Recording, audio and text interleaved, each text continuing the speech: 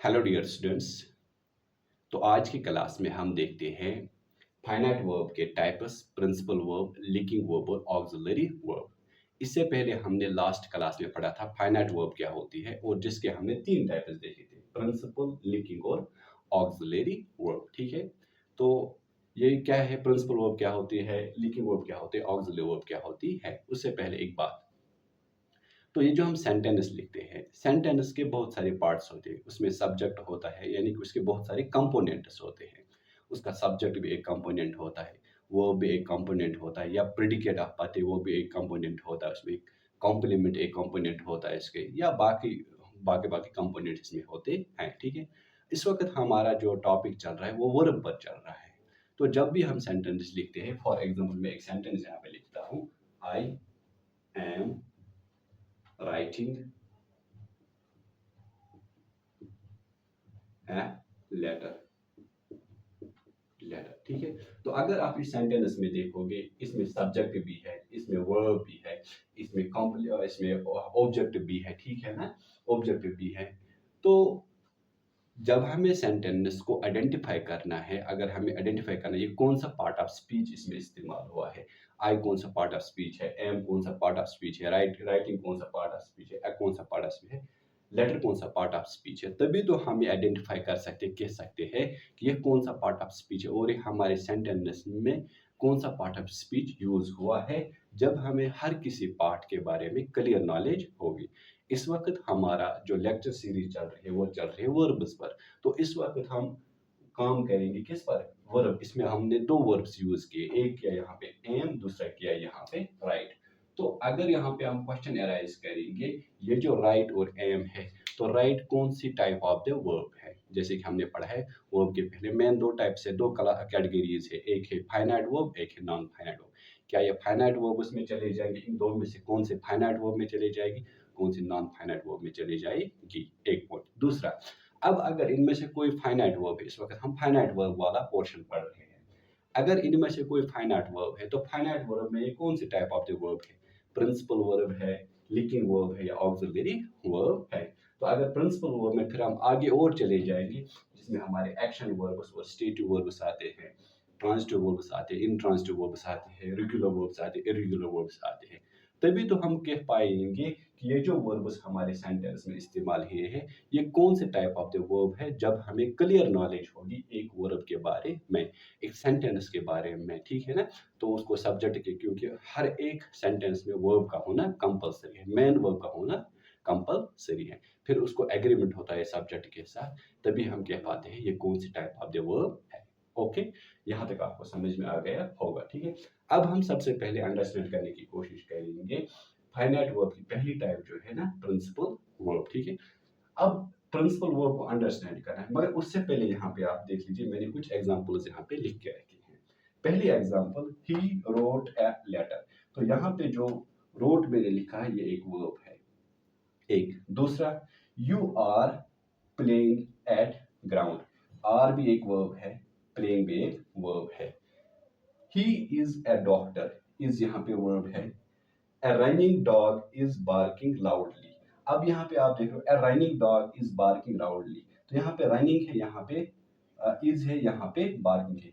is अभी verb है, ये जो यहाँ पे barking है ये भी वर्ब है।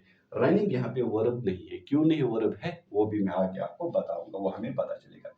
Reading is a good exercise. तो ये कैसे हमें अंडरस्टैंड होगा, यहाँ पे इज वर्ब है, यहाँ पे रीडिंग वर्ब नहीं।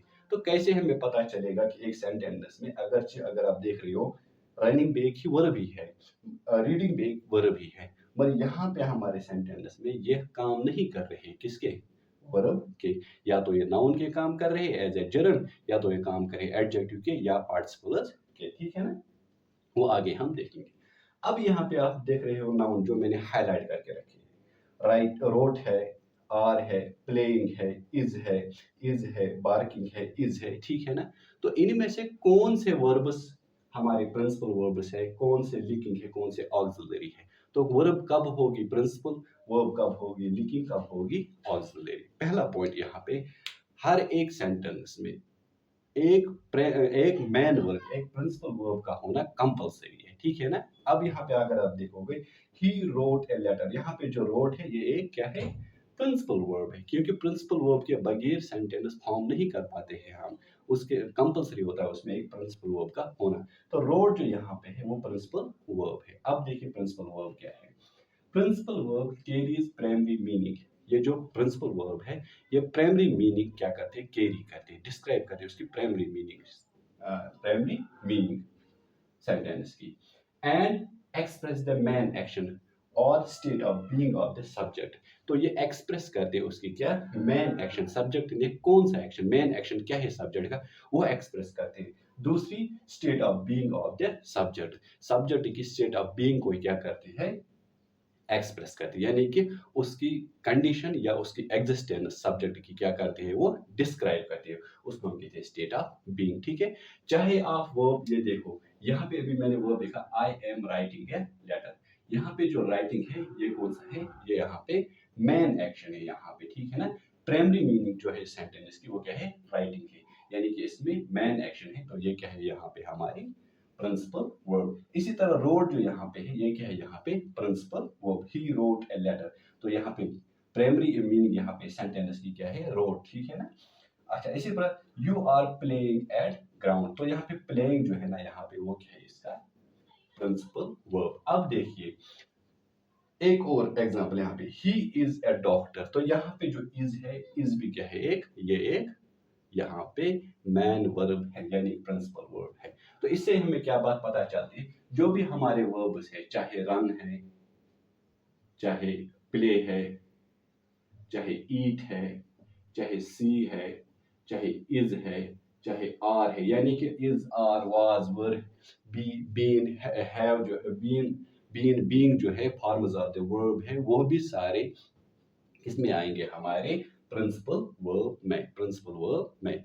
तो जो मेन वर्ब उसमें होगी, ठीक है, जो मेन प्राइमरी एक्शन कैरी करती होगी उसमें वर्ब, उस वो कहलाएगी हमारी प्रिंसिपल वर्ब। ठीक है, तो आपको समझ में आ गया होगा कि प्रिंसिपल वर्ब क्या है। अब देखिए प्रिंसिपल वर्ब और लिंकिंग वर्ब। एक प्रिंसिपल वर्ब कब होती है, लिंकिंग वर्ब, पहले उससे पहले हमें अंडरस्टैंड करना है कि लिंकिंग वर्ब क्या होते हैं। Linking verb connect the subject to a word or phrase that renames or describes the subject, called subject complement। तो linking verb क्या है, ये क्या करता है, कनेक्ट करता है सब्जेक्ट को एक वर्ड के साथ या एक फ्रेज के साथ, जो उसको रिनेम करे या डिस्क्राइब करे किसको, सब्जेक्ट को, जिसको हम सब्जेक्ट कॉम्प्लीमेंट कहते हैं। अब देखो यहाँ पे मैंने एग्जांपल यहाँ पे लिखी, ही is a doctor, he is a doctor. तो यहाँ पे जो इज है यहाँ पे ये क्या कर रहा है, ये कनेक्ट कर रहा है किसको, इस डॉक्टर को इस ही के साथ, ठीक है ना। तो यहाँ पे ये क्या है, इस वक्त लिंकिंग वर्ब है, लिंकिंग वर्ब है। क्लियर। तो हमारे पास अभी क्या हमने कहा है, जिसको हम सब्जेक्ट कॉम्प्लीमेंट भी कहते हैं, ये लिंक करता है किसको, सब्जेक्ट को किसको करता है, एक वर्ड के साथ या एक फ्रेज को फ्रेज के साथ, यानी कि एक नाउन या एडजेक्टिव के साथ। जैसे कि यहाँ पे लिखा है connect the subject to a noun और एडजेक्टिव दैट डिस्क्राइब्स इट। एक नाउन को या एक एडजेक्ट को कनेक्ट करता है सब्जेक्ट के साथ जो उसको डिस्क्राइब करता है, यहाँ पे ये ही को डिस्क्राइब करता है। क्लियर, आपको ये समझ में आ गया होगा। तो हमारे पास जो लिंकिंग वर्ब्स है, एक है बी के सारे फॉर्म्स जो है हमारे पास। इस तरह हमारे पास बहुत सारे लिंकिंग वर्ब्स भी है, जैसे कि हमारे पास क्या क्या है, फील है, अपीयर है, सीम है, बिकम है, स्मेल है, साउंड है या टेस्ट है। इसी तरह और भी बहुत सारे हमारे पास लिंकिंग वर्ब्स है। ओके, तो आपने ये भी देखा है ही इज ए डॉक्टर, तो यहाँ पे इज जो इस्तेमाल हुआ है ये लिंक करता है किसको, इस को, ठीक है ना, डॉक्टर को किसके साथ, सब्जेक्ट के साथ, ही के साथ, ठीक है, जो कि यहाँ पे क्या है, सब्जेक्ट कॉम्प्लीमेंट है। फॉर एग्जाम्पल एक और एग्जाम्पल यहाँ पे लिखूंगा मैं, I am a teacher, I am a teacher.